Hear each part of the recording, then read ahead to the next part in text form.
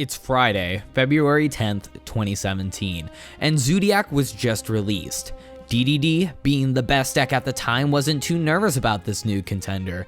It could easily establish multiple disruptions for the opponent to deal with, and going second, it would apply immense pressure with all of their combo plays. Even if Zodiac weren't overhyped and actually were as good as they were going to be, then DDD wouldn't have gone down without a fight, and would have done their best to keep their top spot. However, DDD did go down without a fight, and after the release of this new one-card Xyz control deck, DDD couldn't keep up and would eventually be a forgotten best deck. Wait, whoa, how did we get to this point? And this is 2017, what about the now? Well, I'm glad you asked, and in this video, I'll be discussing DDD, a once top tier and best deck of the format, very quickly getting power creeped out of the game and into obscurity. Before we can talk about anything with DDD's history, however, what is it about the deck that's good, or at least in that time? Well, originally this deck had a lot of potential with exceptional cards going for it.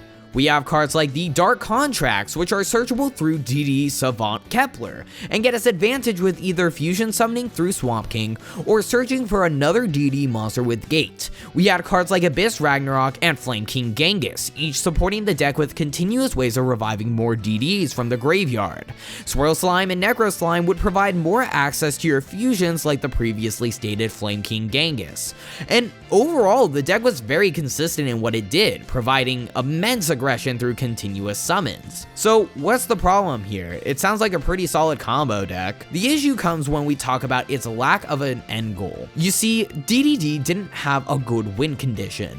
Looking at combo decks nowadays, they need to set up incredible turn 1 fields with multiple disruption in order to be classified as a good deck. Goki, with the use of Firewall Dragon, was able to set up multiple disruption, including Gumblar taking 4 cards out of the hand, you have an extra link locking your opponent out of the extra deck, the Nightmare Monsters giving your field even further protection, and Tri-Gate Wizard, enabling a negate to prevent whatever else they had after ripping 4 cards with Gumblar and only having 2 cards in their hand. As you can tell, combo decks don't necessarily need to do that much depending on the format, but there needs to be a good reason to combo with this deck over any other. DDD, before Pendulum Domination, couldn't do enough compared to the other decks. They had all of these enablers, but were lacking 1 to 2 key pieces that would enable the deck to climb to tier 1 status.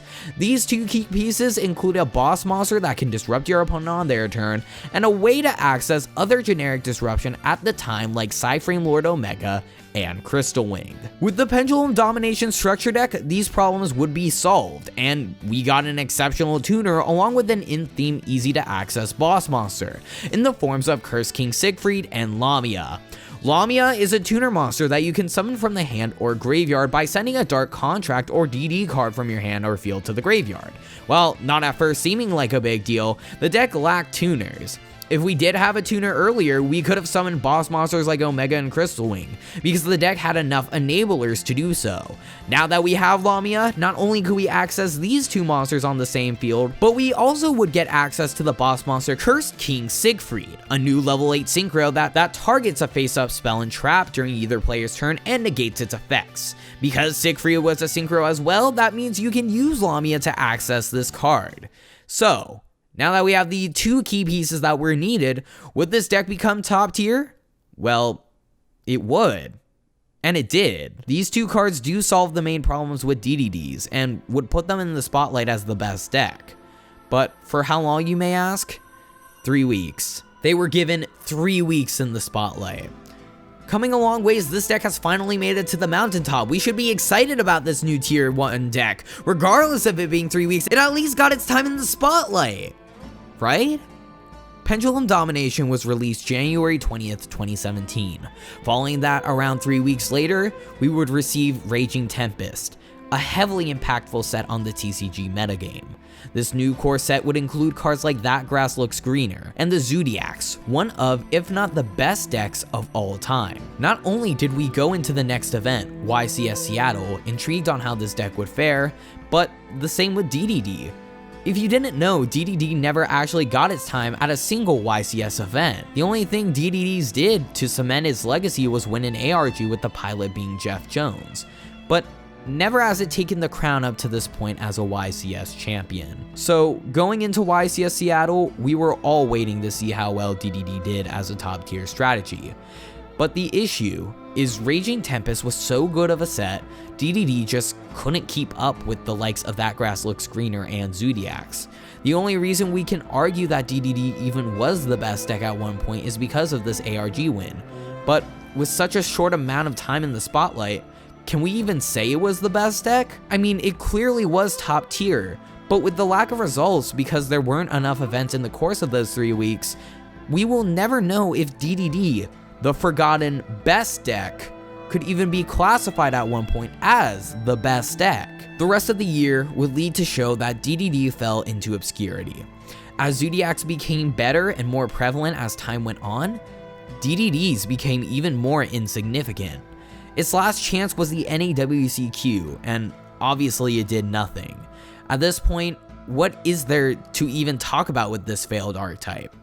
It had 3 weeks and was very unlucky in its timing to have those 3 weeks. Case closed, right? The deck was power crept. And even though things seemed like they couldn't get worse from here, things became even more dire for the deck after Master Rule 4. If there was any hope of DDD making a comeback after Zodiacs were gone, it clearly was false hope, because then we received Master Rule 4. We all know Lynx and how Lynx hurt a lot of decks when it was initially released. While obviously nowadays every deck under the sun has utilized Lynx in some way, DDDs at this time didn't.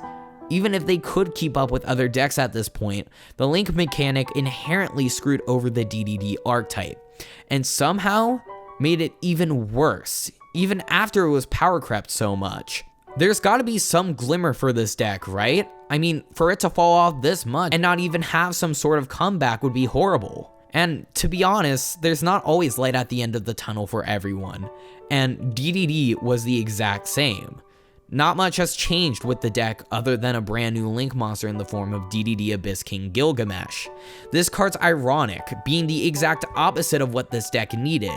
Everyone was screaming for a DDD Link monster, but in reality, they got what they wanted, but it's not what they wanted. While Gilgamesh isn't bad at all, as it places 2 pendulum monsters in your pendulum scales, the issue arises when it locks you out of any other special summons except DD monsters.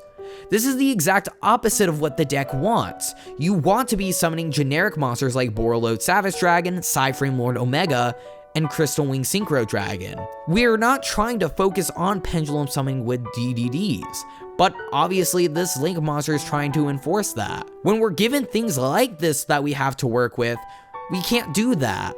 The best Link monster for this strategy is Crystron Needlefiber, and we haven't even gotten that in the TCG. But at this point, for the sake of DDDs, it's far too late. You know, I want to talk about how, oh man, this deck did this, and this deck did that, and this deck got a lot better after this deck got this wave of support, but not everyone has a happy ending, and most certainly not this deck. And that's how DDD became the forgotten best deck. Thanks for watching.